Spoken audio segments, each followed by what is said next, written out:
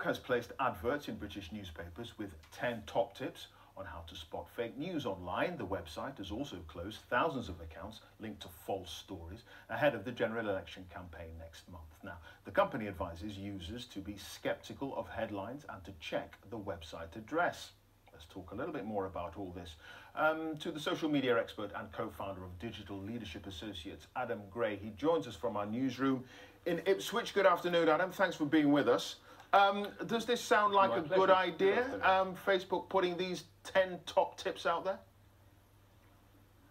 I think it does. I think upskilling the users of Facebook to make their own decisions, because the onus and the responsibility for deciding whether something is real or not really has to lie with them, I feel.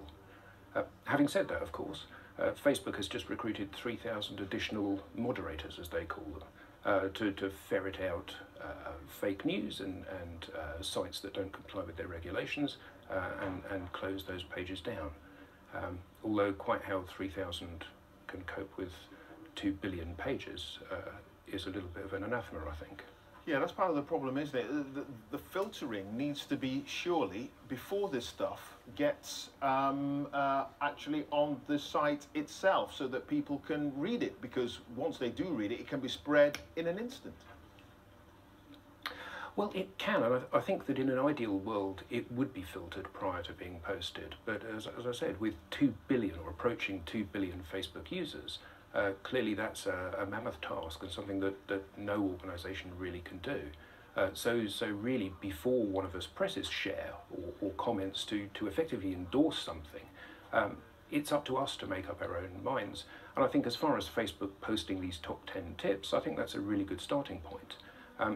I don't think that they can get to the point where they actually start to really have much of an impact on it themselves, because the issue, it becomes one of censorship then, doesn't it, as much as anything else? Yeah, some would argue, cynics would argue, that this again is Facebook passing the buck. Yes, you say, you know, there are hundreds of millions of web pages, so many opportunities to get fake news out there. It would be difficult to police it ahead of time. But is this Facebook again refusing to categorize itself as a publisher, as opposed to simply a platform that people can stick stuff on?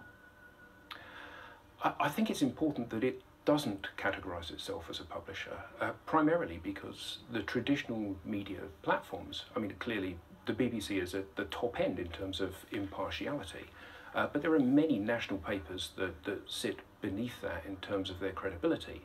And Facebook can't afford to get into that area, I don't think, primarily because Facebook is one of the few bastions where everybody gets a voice. Now, I think that the issue is one of degree. There are clearly some things which are highly inappropriate and should be stomped on immediately. But if you're a Daily Mail reader, then the Mirror seems like fake news and vice versa. So it can be very difficult to understand where that line can be drawn, and I think Facebook abdicating responsibility for that is really a good thing rather than a bad thing.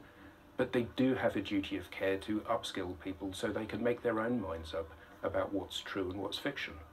All right. Adam Gray, co-founder of Digital Leadership Associates, speaking to us from Ipswich. Thanks for joining us, Adam. Thank you.